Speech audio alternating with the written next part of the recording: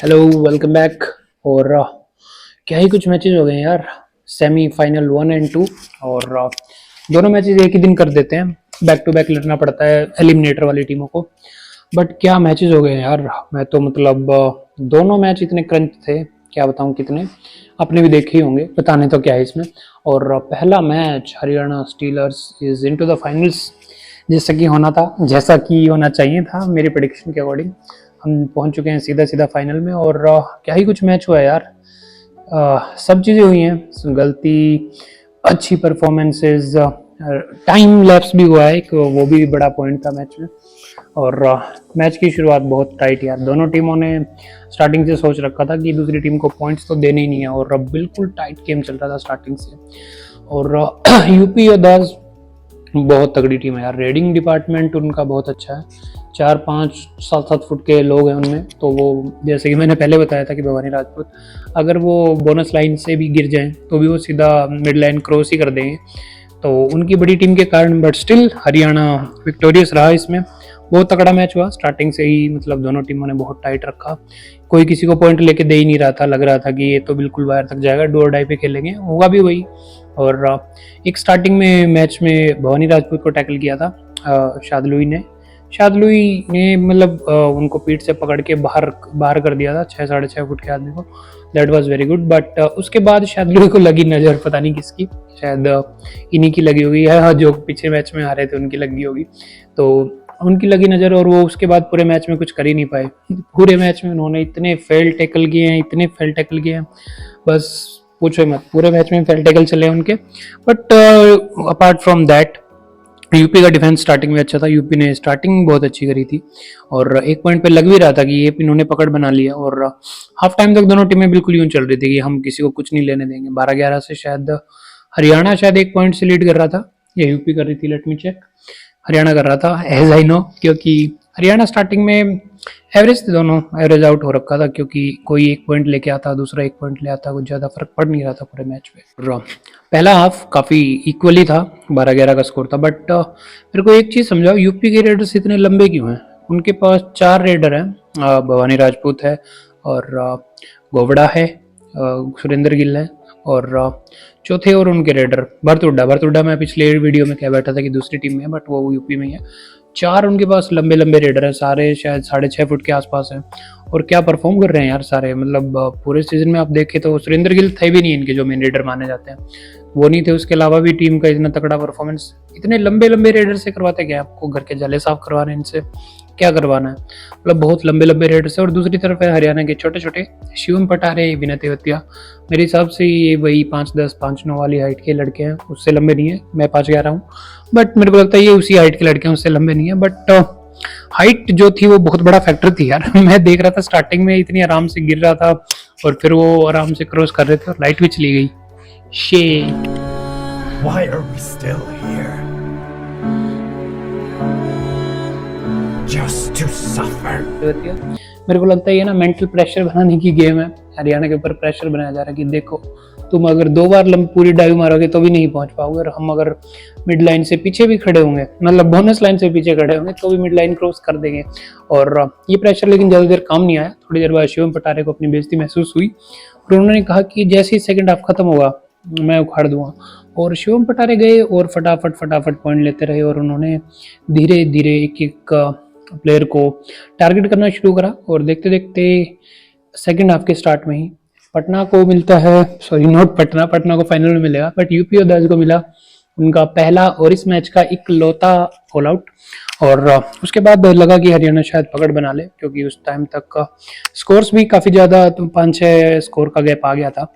उसके बाद आती है भवानी राजपूत की एक रेड। भवानी राजपूत रेड करते हैं, और उनको जयदीप और मतलब सारी शादलू का हाथ लगता है, जयदीप का हाथ लगता है, राहुल सेतपाल कवर करने आते हैं, संजय आते हैं, लेकिन वो लाइन क्रॉस कर जाते हैं और काउंटिंग स्टार्ट हो जाती है। और लगता है कि ये शायद 4 या 5 पॉइंट की रेड है, और यूपी योद्धास शायद अब लीड ले लेगा, वापसी भी करेगा और लीड भी ले लेगा। बट जैसे ही घड़ी में टाइम देखते हैं, वो बिल्कुल एग्जैक्ट उनका टाइम खत्म हो लेता है, वो 2 सेकंड लेट हो जाते हैं, और निर्णय आता है कि भवानी राजपूत आउट है। और वहीं से मैच शायद हरियाणा अपनी मुट्ठी में पकड़ लेता है कि एक बार हमसे गलती होगी, फिर वो दोबारा कोई गलती करता नहीं है।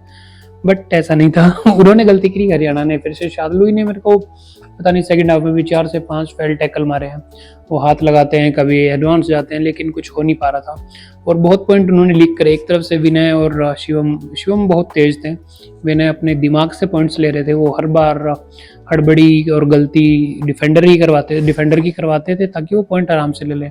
और ऐसे ही चलता रहा और लास्ट तक यूं ही चलता रहा। हरियाणा को शायद 3 या 4 पॉइंट की लीड थी। तब गगन गौड़ा करते हैं अपना वापसी, क्योंकि वो थोड़ी देर के लिए बेंच पे बिठा दिए गए थे टीम में, और उन्होंने वापसी करी। और फिर उन्होंने शायद हरियाणा को मतलब पकड़ने की कोशिश करी। बार बार जा रहे थे, 2-2 पॉइंट लेके आ रहे थे, बट ज़्यादा हो नहीं पाया। 1 या 2 पॉइंट का फासला था। बीच में एक बार जयदीप भी बिल्कुल लास्ट के 2 मिनट्स में हरियाणा 2 या 3 पॉइंट आगे था। फिर जयदीप ने कोशिश करी एक फिश टैकल करने की, मच्छी पकड़ने की, लेकिन मच्छी हाथ आई नहीं और उन्होंने छोड़ दिया। उसके बाद फिर लास्ट मिनट में भी बिल्कुल फिर शार्दुल पता नहीं कहाँ से कूदे, उन्होंने एक फील्ड टैकल फिर किया और बिल्कुल हरियाणा के मतलब प्लेयर फिर कम होते रहे, क्योंकि गगन गौड़ा के पॉइंट्स आ रहे थे। तो लास्ट में हरियाणा के 3 प्लेयर बचे थे अभी लास्ट में, और फिर गगन जाते हैं रेड पे, और वो लास्ट रेड थी। उसके बाद कुछ होता नहीं है मैच में।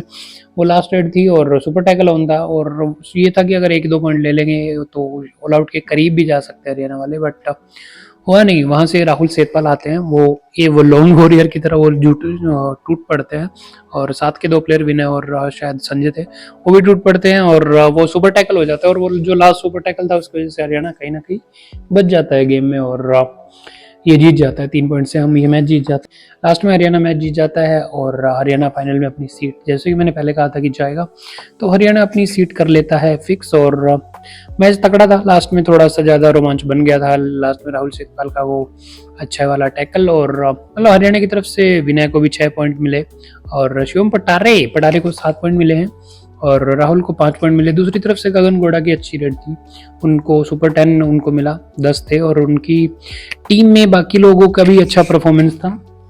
If I name somebody, then Bhawani के 5 पॉइंट थे, और हितेश के डिफेंस में 5 पॉइंट थे। हितेश ने पहले हाफ में अच्छा किया था, सेकंड हाफ में हितेश के फील्ड टैकल्स आए, वो पॉइंट दे रहे थे, इसकी वजह से मोमेंटम थोड़ा सा स्लिप हो गया, but overall good performance. UP की यहाँ पर जर्नी खत्म हो जाती है, but I think they are good.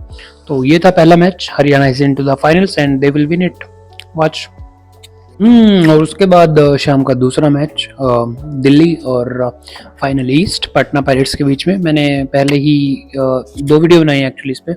मैंने पहले कहा था कि दिल्ली के पास एज है, लेकिन मैंने पिछला मैच देखने के बाद कहा कि पटना के पास एज है, और एक्चुअली दोनों टीमें बहुत इक्वल कह सकते हो। अच्छा कमबैक किया दिल्ली ने भी, और बट पटना पायरेट्स अब उनके पास 2 सुपरस्टार रेडर हो गए हैं। अगले सीजन तक वो बहुत बड़े हो जाएंगे। उसके बाद अगर बोली लगेगी तो फिर वो भी 2-2 करोड़ से ऊपर जाएंगे, वैसे प्लेयर हो गए उनके पास। तो ये भी एक सुपर टाइट मैच था, जैसा पहला सुपर टाइट मैच था, ये उससे भी कहीं ज़्यादा सुपर टाइट मैच था, क्योंकि दोनों टीमें इक्वल थी। मेरे को लगता है कि जो थोड़ा सा एज जो था उनके पास, पटना के पास, वो था कि उनके दोनों रेडर बराबर के और दोनों अच्छे थे। और दूसरी तरफ आपको दिखेगा कि आशु मलिक अकेले थे, और नवीन मेरे को नहीं लगता उनको क्या हो गया एकदम से। नवीन, मैंने कहा था कि जो मेन डिफरेंस होगा वो नवीन एक्सप्रेस का ही होगा, लेकिन वो दिल्ली के लिए हो गया। वो मैच हार चुके हैं। ये भी एक सुपर टाइट मैच था। अगर स्टार्टिंग से बात करूँ तो काफ़ी टाइट मैच था, कोई दोनों टीमें फूक फूक के कदम रख रही थे। स्टार्टिंग में बिल्कुल डो डाई रेड वाला गेम चल रहा था कि हाँ 5 मिनट हो गए, 10 मिनट हो गए, 4 पॉइंट, 6 पॉइंट, मतलब बहुत कम, आप 7-8 पॉइंट से ऊपर बढ़ ही नहीं रहे हो। और एक पॉइंट ऐसा आ गया था कि जब पटना अच्छी लीड में था, 9-3 से एक टाइम पे मैच लीड कर रहा था, तब लग रहा था कि नहीं अब शायद स्टार्टिंग में ऑल आउट दे देंगे। बट एक नए प्लेयर मोहित देशवाल, मैंने उनको नहीं देखा था पहले, सही बताऊं तो, क्योंकि उनको ज़्यादा मौका मिल नहीं रहा था, क्योंकि सेकंड रेडर आपके नवीन चल रहे थे या फिर आपके आशु तो थे ही, तो उनको मौका नहीं मिल रहा था। वो आए, उन्होंने एक सुपर रेड मारी, शायद 1 बोनस था और 2 पॉइंट थे। उसके बाद एकदम से दिल्ली ने थोड़ा सा गेम पकड़ा, बट थोड़ी देर बाद कि वही जो पिछली रील में मैंने कहा था कि अयन भाई को कोई मारे तो फिर पूरी गैंग निकलती, तो पूरी गैंग ही टूट के पड़ी है। और जो पटना का डिफेंस ओवर क्या है इसमें, that has been a point, और 14-8 के स्कोर पे पहला ऑल आउट इन्फ्लिक्ट किया दिल्ली के ऊपर। और पूरे मैच में ही दिल्ली जो रेड का और डिफेंस का पार्ट था पहले हाफ में, वो बिल्कुल बराबर चला, और उसी के चलते 17-10 की लीड लेके पहला हाफ किया क्लोज पटना पायरेट्स ने। पटना की तरफ से देवांक जा रहे थे, लेकिन देवांक हर बार आपके बोनस पॉइंट लेके आ रहे थे, क्योंकि सारी टीम जो है वो थोड़ी चौकन्ना होकर खेल रही थी कि उनको पॉइंट्स नहीं देने, अगर उनको पॉइंट दिए तो फिर वो मल्टीपल पॉइंट्स लेके जाएंगे और उससे ज़्यादा नुकसान हो जाएगा। तो उसकी बजाय उन्होंने पॉइंट्स दिए अयान को। अयान पूरा चढ़ के खेल रहे थे। अयान के मैच में जितने भी पॉइंट हैं, सॉरी, वो सारे के सारे रेड पॉइंट्स हैं, कोई भी बोनस पॉइंट नहीं है पूरे मैच में। और पहला हाफ 17-10 की लीड के साथ ख़त्म किया पटना पायरेट्स ने। सेकंड हाफ की शुरुआत हुई। सेकंड हाफ की शुरुआत में दिल्ली, जो कि हमारी कमबैक किंग है या क्वीन है वो मुझे नहीं पता, और जेंडर पूछ लेना चाहिए शायद दिल्ली से। दिल्ली है शायद, जो भी है, किंग क्वीन या LGBTQ जो भी है, पूरा समर्थन आपको। और फिर दिल्ली हमारी कमबैक किंग है, उन्होंने सोचा कि बहुत देर हो गई है, बेइज्जती ज़्यादा हो रही है, तो 19-11 का स्कोर था, मेरे को याद है। तब 19-11 के स्कोर के बाद एकदम से दिल्ली को लगा कि हाँ अब जाग जाना चाहिए, और वो पटना पे पहला ऑल आउट इन्फ्लिक्ट करते हैं। लेकिन ऑल आउट के बाद स्कोर होता है 23-22, पटना 1 पॉइंट से लीड करता है, बट मैच पूरा टाइट हो जाता है कि आशु मलिक भी वापस आ जाते हैं। आशु मलिक एक्चुअली पूरे मैच में जब फर्स्ट हाफ के एंड से लेके और सेकंड हाफ के 5-10 मिनट तक बाहर रहते हैं, 14-15 मिनट वो बाहर रहते हैं। स्टार्टिंग के 28 मिनट में 14 मिनट आशु मलिक बाहर थे, इसकी वजह से रेड पॉइंट्स मिल नहीं रहे थे। और आज नवीन का भी डे ऑफ था, नवीन चल नहीं रहे थे। नए प्लेयर मोहित देशवाल, उनका पूरा परफॉर्मेंस अच्छा था, उनका पूरा मैच में 1-2 बार ऑल आउट बचाने की अगर किसी ने कोशिश करी तो उन्होंने करी, और उन्होंने, मेरे को याद है एक अयान का भी उन्होंने थाई होल्ड किया था, अयान को भी उन्होंने पकड़ के दर्द पहुंचा था। तो वो एक यूटिलिटी प्लेयर थे, और पता नहीं अब से पहले थे कहाँ पूरे सीजन में, आज दिखे जबकि उनकी टीम का लास्ट गेम था और जब उनकी टीम की हालत थोड़ी खस्ता हो चुकी थी। बट ओवरऑल दिल्ली कमबैक किया, और उस टाइम पे दोनों टीमों ने बिल्कुल बराबर की टक्कर हो रही थी, एक बार वो पकड़ रहा है, एक बार वो पकड़ रहा है। और सेकंड हाफ में दिल्ली का डिफेंस भी जाग गया, योगेश के भी मतलब अच्छे पॉइंट्स आ रहे थे, और दोनों टीम बिल्कुल नेक टू नेक चल रही थी। और 29-28 का स्कोर था बिल्कुल लास्ट तक, और लास्ट के 30 सेकंड्स तक यही था, लग रहा था कि कोई भी बाजी मार सकता है। और जो एक एज होता है दिल्ली के पास हमेशा, वो जो गेम टाई करने का होता है, एक्चुअली आज भी मेरे को लगता है दिल्ली का दिमाग में यही था कि गेम टाई करने से गेम जीते जाते हैं, तो दिल्ली गेम टाई करने की उम्मीद से ही जा रही थी।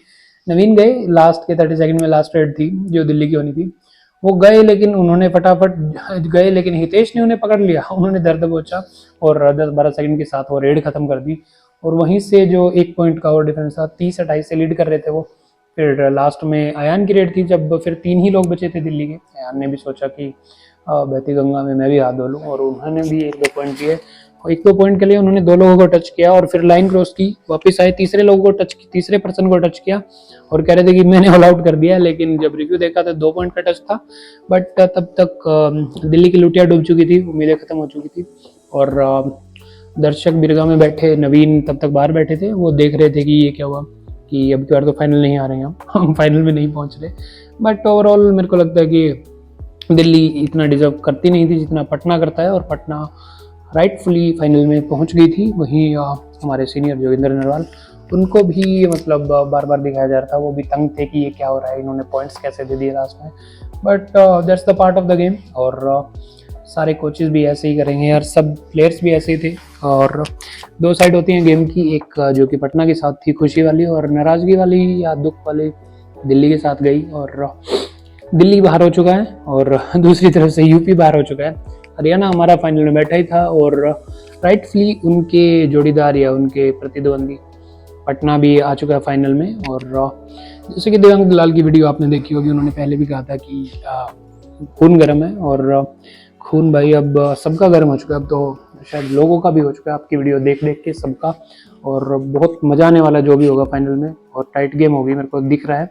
और एज मेरे को लगता है कि मोमेंटम मैं कहूँगा हरियाणा के पास ही है, बिकॉज हरियाणा कुछ भी हो वो मोमेंटम लूज नहीं करते, 1-2 बार शार्दुल हो जाते हैं, बट शार्दुल हो चाहे ना हो आपकी एसेट है, वो कहीं ना कहीं काम आपको दे ही देंगे, वो ले आएंगे कहीं ना कहीं से पॉइंट, हो जाएंगे किसी का पीछा करते हुए, वो वहाँ से भी पॉइंट ले लेंगे। तो हरियाणा ओवरऑल मेरे को ठीक दिख रहा है। मैं तो ऑब्वियसली हरियाणा को, मैंने प्रेडिक्शन किया तो obviously Haryana would win, but match में मजा आएगा।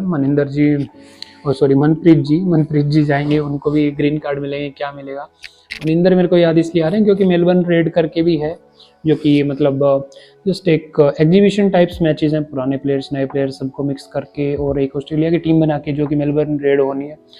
फाइनल का आएगा मजा, फाइनल के लिए लेके आएंगे हम एक और वीडियो, तब तक चिल आउट यार, टाटा बाय बाय, शबा खैर, हमारी तरफ से यही था, पीस आउट।